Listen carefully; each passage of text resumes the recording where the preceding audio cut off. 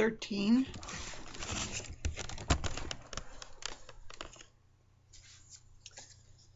$7.50 is the minimum wage. I have worked minimum wage, and some of you worked minimum wage at some point in time in your life.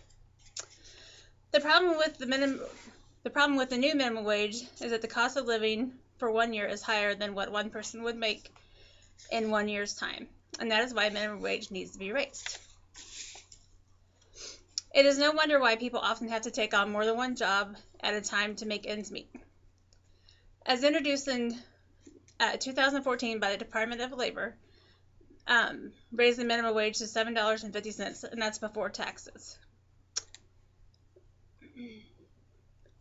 The average person that works 40 hours a week can make $1,200 a month, which seems like a lot, would seem like a lot, but one would think that no one considered all the expenses you will have on a monthly basis. According to citydata.com, the average apartment in Lee Summit is $991 per month. We better hope the utilities come with that.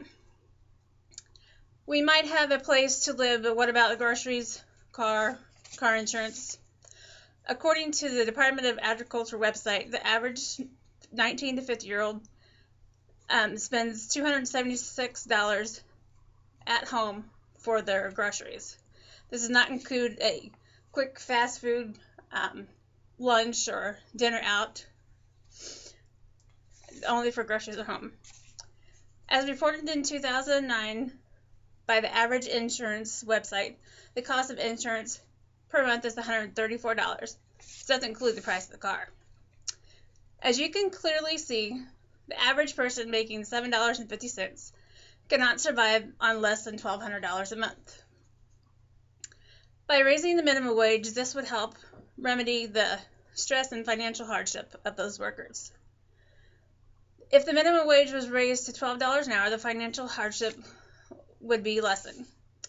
By keeping the minimum wage to $7.50, the average person will make $15,600 before taxes. Their cost of living for that year is $13,750.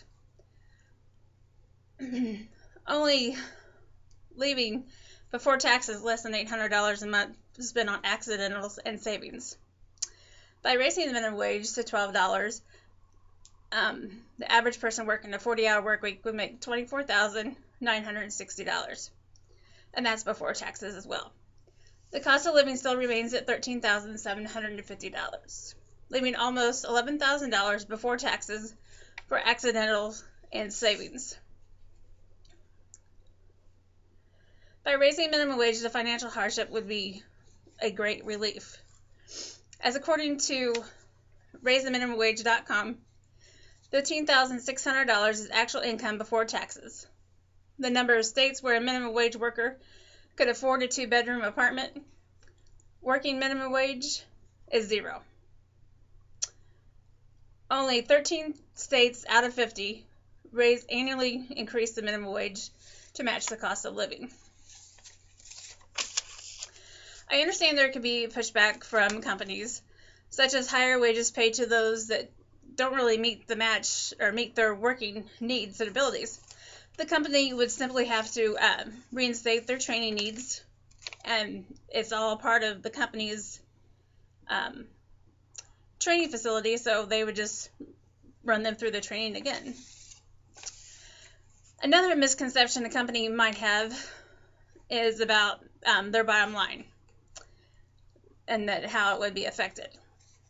Not necessarily. In an article written by John Wagner for USA Today, interviewed was Jerome Dotson, a manager with Parnas Fund, was quoted to say, "When you have reduced the employee turnover, it makes a huge difference in earnings. So by taking care of the worker and providing for them, this will help lessen the company bottom line." I